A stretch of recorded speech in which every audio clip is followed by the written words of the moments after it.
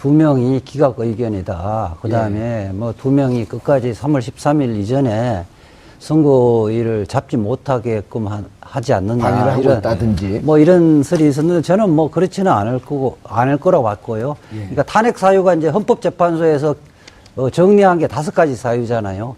첫 번째 사안, 두 번째 사안이 각 탄핵 사유가 되는지를 8명의 재판관들이 합의를 하나씩 해 나가야 됩니다. 아하. 그 부분에 견해가 나뉠 수도 있는 거고. 이제까지 평의를 오래 했잖아요, 근데. 그러니까 평의를 하면서 하나씩 최종적으로 점검하는 자리죠. 예. 그리고 경우에 따라 그러거든요.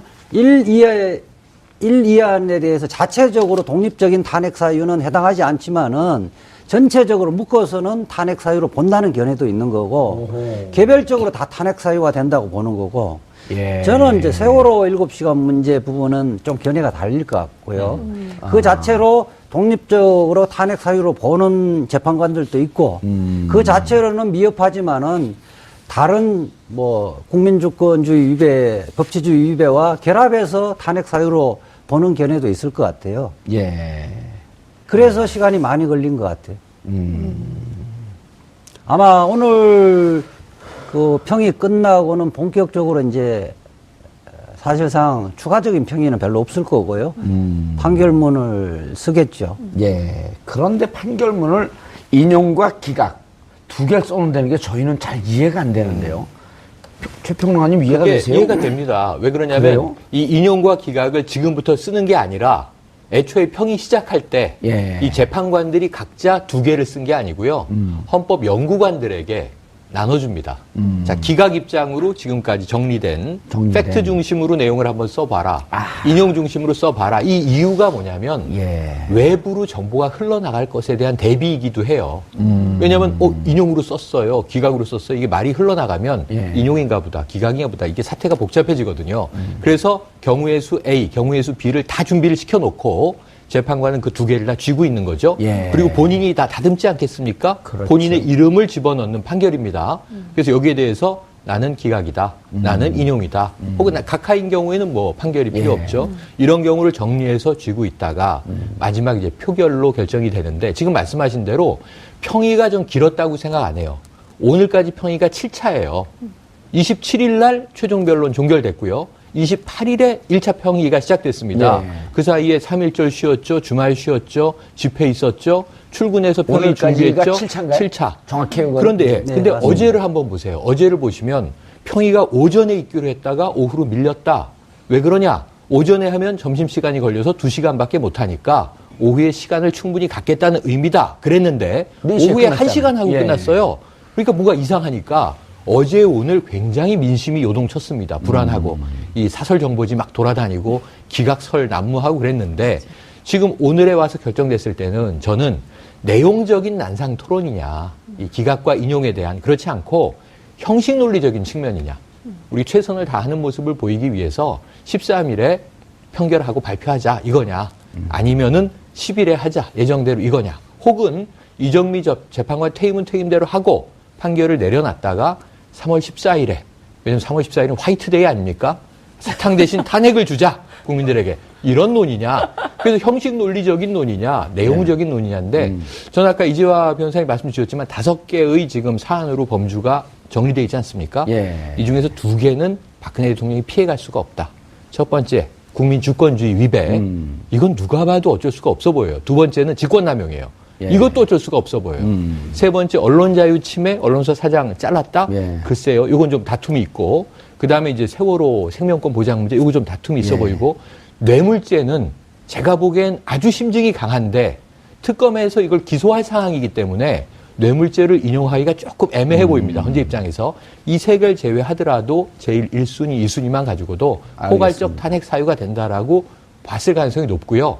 마지막 남은 과제는 이제 몇 대 몇이냐 이거죠. 알겠습니다. 하나 좀 이재화 변호사님, 저 주장을 인용하겠어요, 기각하겠어요? 수정보완. 수정보완이. 최평론가님. 예? 그 각하 판결한 경우에도 판결문을 써야 되니까요. 왜 각하를 하는지를 설명을 해야 되니까 그렇고 재판 연구관들이 별도로 주문한다는 거는 그런 의미입니다.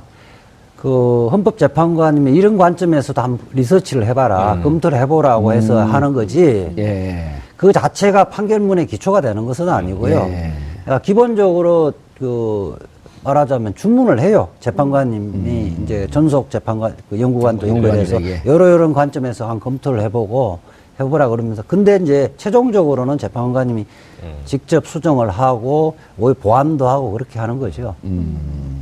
알겠습니다. 그 어제 이제 최영일 평론가님 말씀하신 대로 기자들 사이에서 엄청난 정보가 돌아다녔어요. 네. 정보지에 뭐 이름까지 거론됐죠. 예, 이름도 거론되고 뭐 6대 2냐, 7대 1이냐, 8대 0이냐 막 이제 정보부가 막 돌았죠. 예, 엄청 돌았는데 어찌됐든 이제 오늘이 굉장히 중요한 날이다. 왜냐하면 어제 1시간 만에 끝났기 때문에 이제 두 가지 가설이 돌았거든요. 그러니까 예. 만장일치여서 더 이상 얘기할 게 없었다. 이거 또 하나는 두 명이 끝까지 버텨가지고 합의를 못해서 결론을 못 낸 거다. 그래서 오늘 평의 판결이 제대로 이루어지지 않는다면 이것은 매우 위험한 시그널이다. 그래서 오늘 판결이 4시에 나오냐, 5시에 나오냐, 6시에 나오냐 이걸 두고도 굉장히 갈등이 많았는데 결국엔 5시와 6시 사이에 10일 오전 11시로 이제 결정이 됐기 때문에 그 이제 제가 지금까지 취재한 바를 좀 종합하면 인용 가능성이 높다 쪽에 무게가 좀 실리는 것 같기도 해요. 근데 마지막으로 살아있는 카드가 하나 있으니 그것은 박근혜 대통령의 하야 카드입니다. 그러니까 탄핵이 확실해진다라는 시점에 박근혜 대통령이 하야 카드를 던지면 이것은 각하사유가 될 수 있다라는 게 헌법재판소 재판관님들의 대체적인 새로운 결론이라 학설이네요. 예. 학설은 아니고 이제 취재한 내용인데요. 어찌됐든 이게 이제 그 하야 카드는 여전히 살아있는 거기 때문에 그런데 탄핵이 확실해지면 박근혜 대통령이 하야를 던지면 그렇게 되면 재평의를 해야 된다는 거죠. 평의 절차를 다시 거쳐서 이것을 어떻게 각하를 할 거냐, 뭘 할 거냐라는 재논의를 해야 되고 그러려면 또 다른 시간이 필요하고 3월 13일 이정미 재판관은 떠나게 되고 뭐 이런 상황이 된다.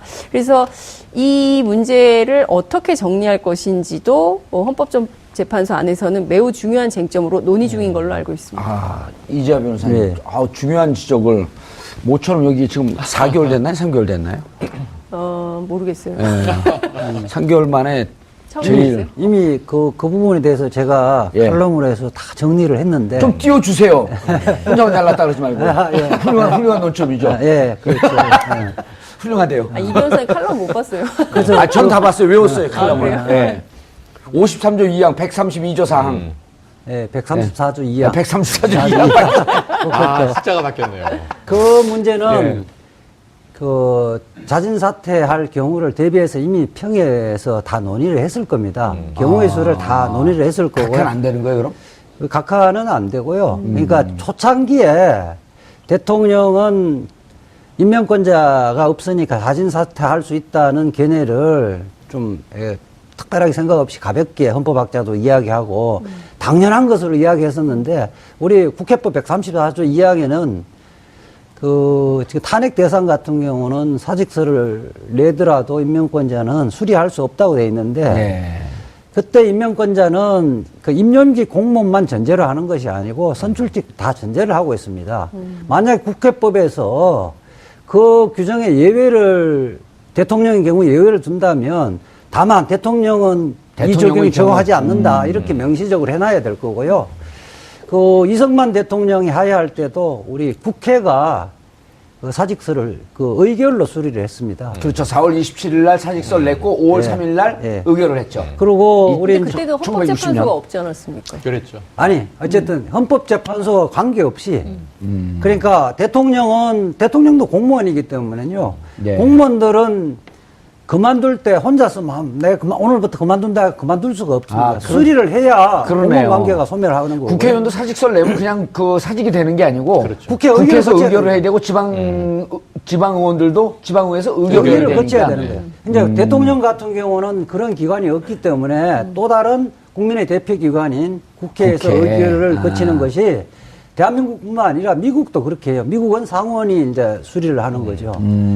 그런데 그러면 국회가 의결을 할 것인가 말 것인가 결정을 할 텐데 국회법 134조 2항을 따라야 되기 때문에 그 의결을 할 수가 없는 예. 겁니다. 그런데 자 그러면은 이미 탄핵 소추가 진행 중이기 때문에 예. 사직서를 내도 예. 하야하면서 정치적 선언 하야 선언하고 사직서를 내도 국회는 의결할 수 없다. 예. 이거 이승만 대통령의 규정을 그 전례를 봐서 예. 그런 명문 규정으로 해석을 하는데 예. 문제는 예.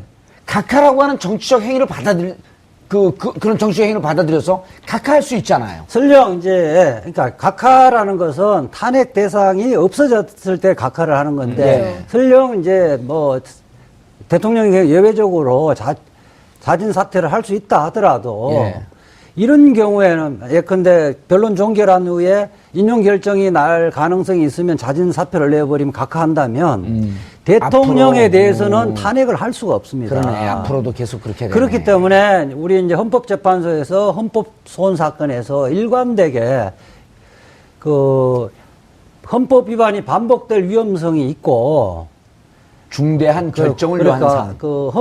무엇이 헌법인가에 대해서 헌법적 해명이 기묘한 때는 헌법적 해명이 기묘할 이런 때. 경우에는 종국적 판결을 한다는 것이 이제 일관된 헌법재판소의 판결입니다. 예. 대표적인 게 서울시 광장을 차벽으로 다 둘러쌌잖아요. 예. 그런 경우에는 집회가 끝나버리면 사실은 재판받을 필요가 없잖아요. 과거의 문제에 대해서 재판받을 필요가 없는데 그 부분에 대해서도 집회가 끝났지만은 이 부분에 대해서 헌법적 해명이 기묘한 때에 해당한다 이래서 그것은 헌법 위반이다. 차벽을 설치라는 것은 국민들의 일반 통행권의 자유를 침해하는 그것이 헌법 그게 위반. 2009년도에 박주민 당시 변호사가 냈던 거죠. 그렇죠.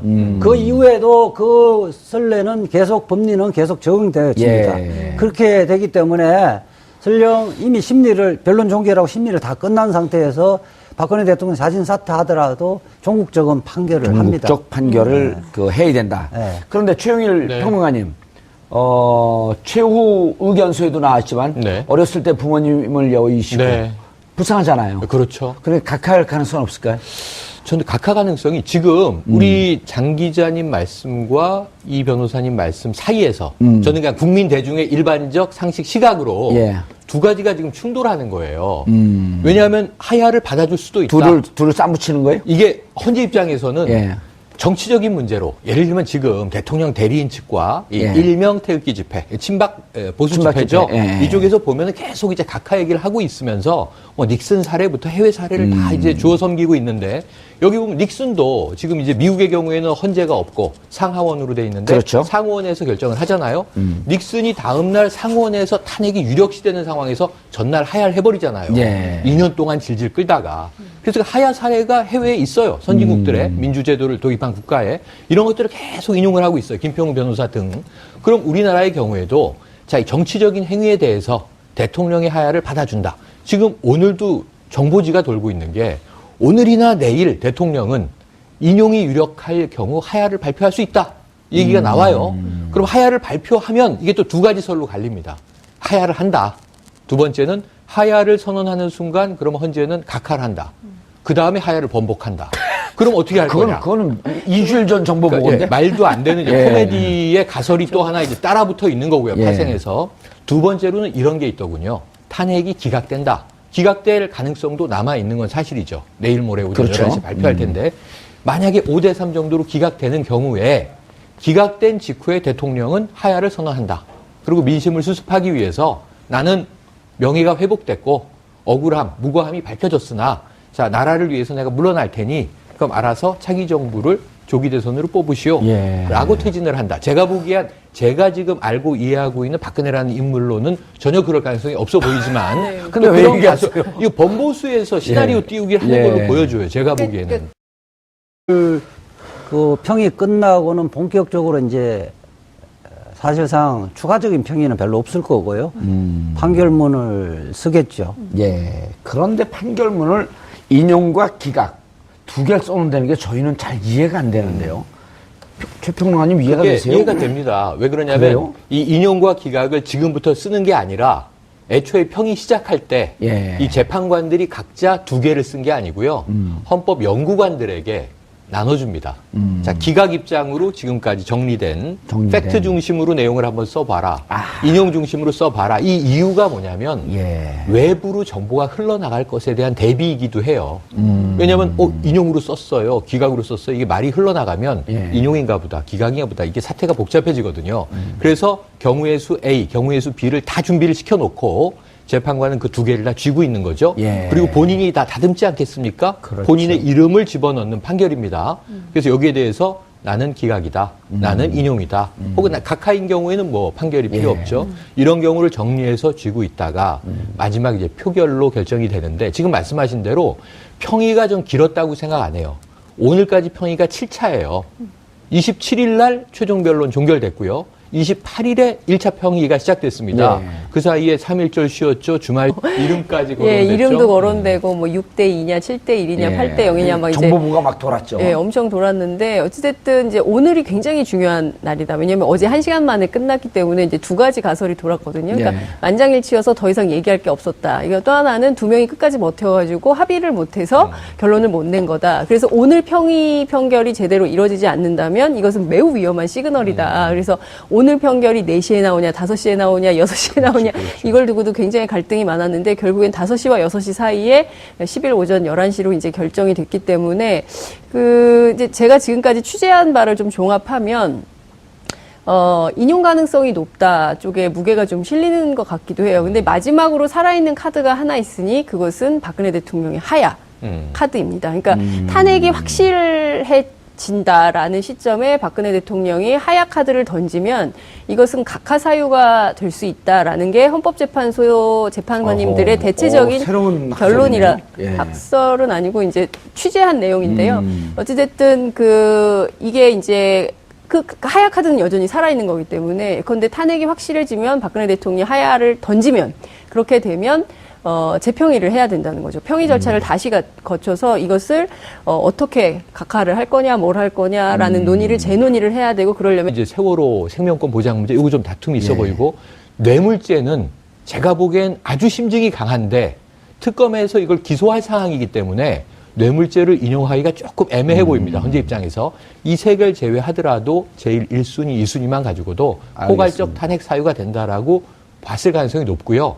마지막 남은 과제는 이제 몇 대 몇이냐 이거죠. 알겠습니다. 하나 좀 이재화 변호사님, 저 주장을 인용하겠어요, 기각하겠어요? 수정 보완. 수정 우리 보완이. 재평론가님. 네. 그 각하 판결한 경우에도 판결문을 써야 되니까요. 왜 각하를 하는지를 설명을 해야 되니까 그렇고 재판 연구관들이 별도로 주문한다는 거는 그런 의미입니다. 그 헌법재판관님이 이런 관점에서도 한번 리서치를 해봐라, 검토를 해보라고 해서 하는 거지. 그 자체가 판결문의 기초가 되는 것은 아니고요.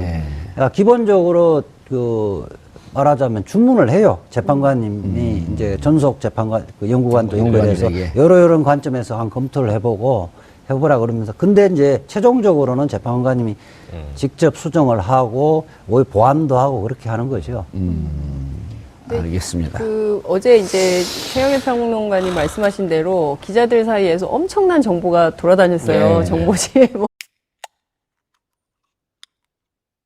두 명이 기각 의견이다. 그 다음에 뭐 두 명이 끝까지 3월 13일 이전에 선고일을 잡지 못하게끔 하지 않느냐. 방해를 하고 있다든지. 뭐 이런 설이 있었는데 저는 뭐 그렇지는 않을 거라고 봤고요. 그러니까 탄핵 사유가 이제 헌법재판소에서 정리한 게 5가지 사유잖아요.